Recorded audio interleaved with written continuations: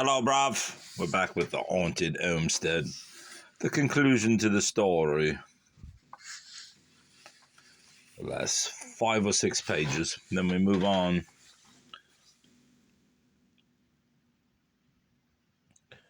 But Frank speedily took off the lock and brought it to us for inspection. Here, you notice that nothing seems amiss, he said. Nothing in the world. I told you that before, replied Mr. Laguerre. Furthermore, if now I were to turn the key, it would remain turned. Certainly, while the lock is off the door, it looks exactly right, and behaves exactly right. But just put it on the door and lock it, and in from 10 to 30 minutes, more or less, it will fly open. Exactly, that is what I'm about to explain, said Frank Howard, taking up a flat, smooth piece of board and laying it upon the table.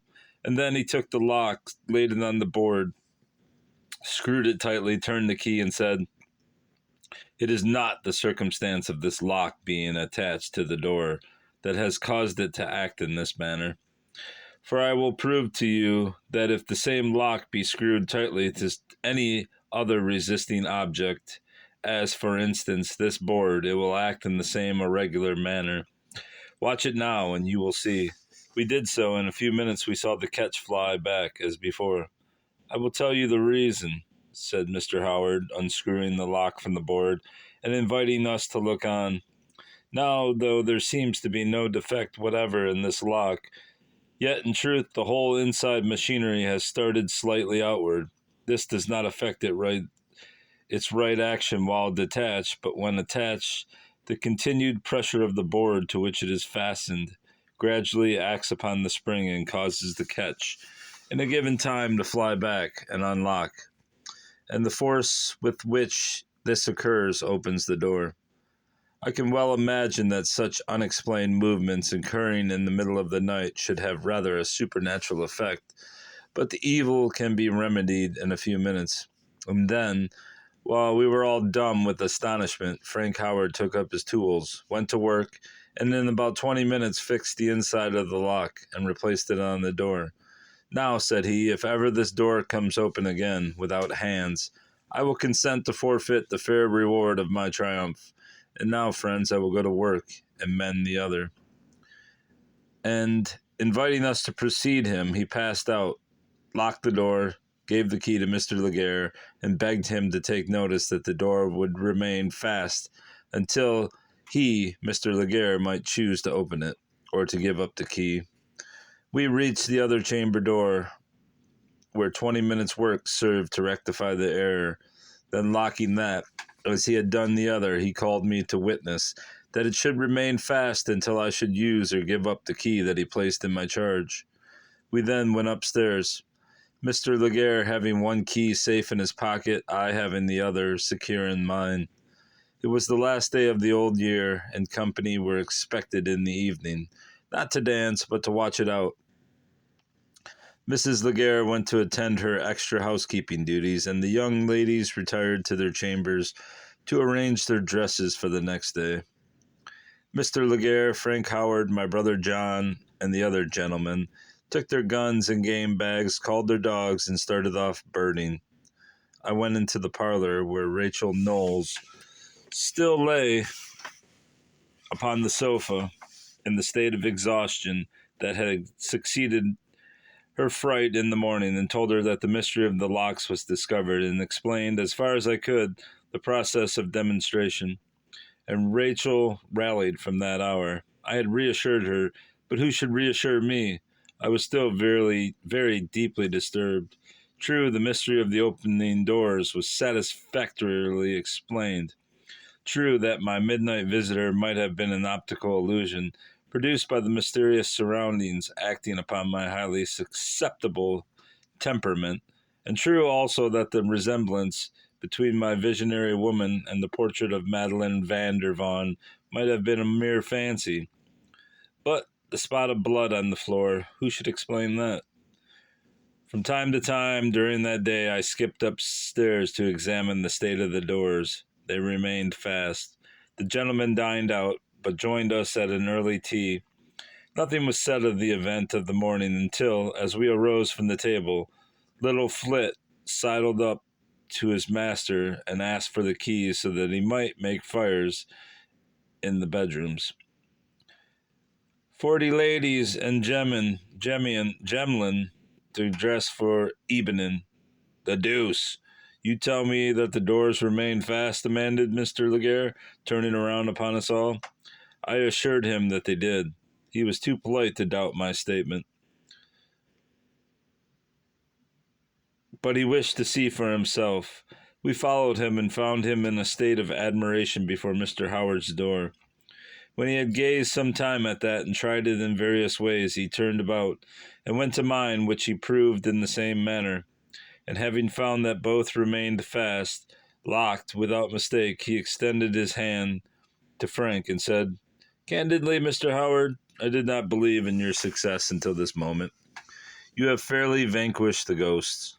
Frank Howard took the offered hand and bowed gravely and silently as he again resigned it. The doors were then opened, and Flit admitted to do his duties, and we separated to prepare for the evening watch party. It was 8 o'clock when our friends from the neighborhood came in, and after partaking of a bowl of eggnog in the dining room, we adjourned to the parlor, where we passed 4 hours in very pleasant social intercourse, conversing, singing, and reading. And as the clock neared the stroke of 12, Mr. Howard took a volume of Tennyson, and in an affecting manner read his tender and beautiful Requiem of the dying year. All were moved, and as the reader finished, the tears were running down the cheeks of Mathilde, who said, "Oh, I do not know how anyone, even the most thoughtless, can bear to dance out the old year. I could no more do it than I could dance besides the deathbed of a dear old friend. But I must not greet the infant New Year with tears," she exclaimed, and dashing aside the sparkling drops that spangled the roses of her cheeks, and turning to her parents, she said, "Dearest father, dearest mother, let me be the first to wish you a happy New Year, and many ever happier returns of it. You make our anniversaries happy, best child. Now tell us truly what shall be our New Year's gift to you," said Mr. Laguerre, while Mrs. Laguerre silently embraced her daughter. Blushing deeply, Mathilde whispered one word to her father, who repressed a rising sigh and asked, "Is this so? Must this be so, my dearest child?" "Yes, my father." "Then am I doubly bound to do what I am about to do, Mr. Howard?" Frank Howard stepped eagerly forward.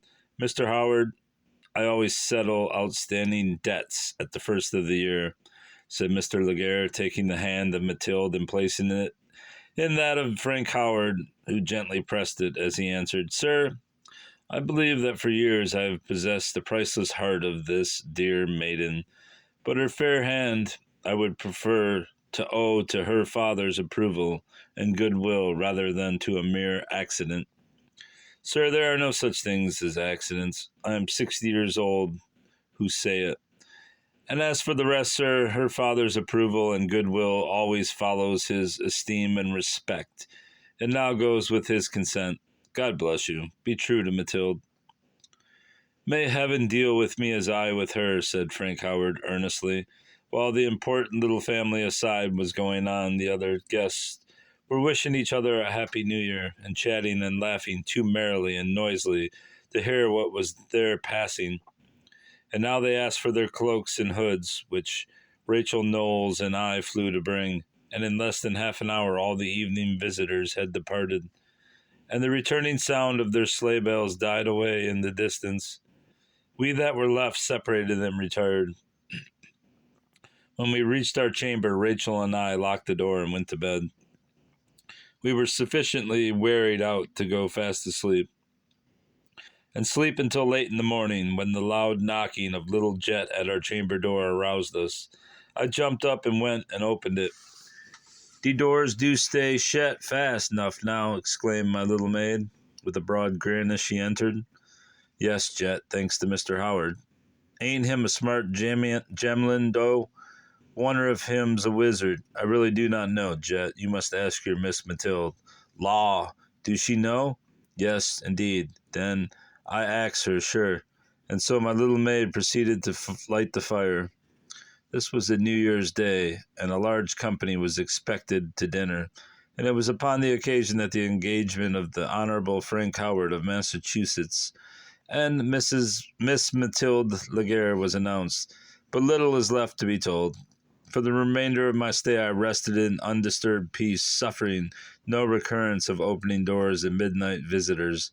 I was almost sorry that my ghostly mysteries had found so commonplace a solution. A mechanical defect taking the place of the phantom key, and an optical illusion explaining my midnight vision. All was accounted for except the spot of blood upon the floor. Upon the morning of my departure, I called Mathilde into the room, and striking an attitude like that of the woman of my vision, I silently pointed to the hidden spot and gazed at Mathilde to discover consciousness in her countenance. But Mathilde first looked back in innocent surprise, and then, recollecting herself, said, "Oh, you allude to a stain there? Yes, it is a pity. The men who were painting red lines on the doors overturned the paint pot and made a deep, ugly crimson stain, and like the spot of blood on Bluebeard's key, the more we scrub it, the brighter it grows." The next time a carpenter happens to be at work here, Mama intends to have it planed out. So much for my last hold upon the supernatural.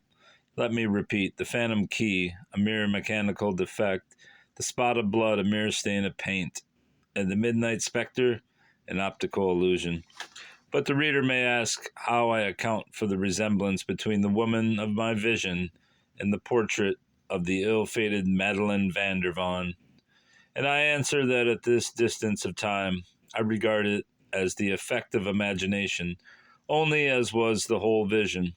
It was about 2 months after the conclusion of my Christmas visit that I was summoned to Wolfbreak to act as bridesmaid for Mathilde, for it was immediately after the rising of Congress upon the 4th of March that Mr. Howard went up to claim the hand of his betrothed. They were married upon the 7th. It was a wedding in the fine old-fashioned country style, with a ball and supper the same evening, and dinner parties and dancing parties given successfully by the neighbors in honor of the bride, almost every day and night for the next 2 weeks. They have now been married several years and have several children, boys and girls. Frank Howard now holds a high official position in the present administration, and old Mr. Laguerre is just proud of his gifted son-in-law. As Mathilde is too much of a Creole to bear the rigor of a New England climate, they divide the year, spending the summer in Massachusetts and the winter in Virginia, with the old folks at home. And year after year I have visited them there and slept in the haunted chamber, but never since the locks were mended have I been troubled by an opening door or a midnight ghost. That was anticlimactic. All right. Goodbye, bruv.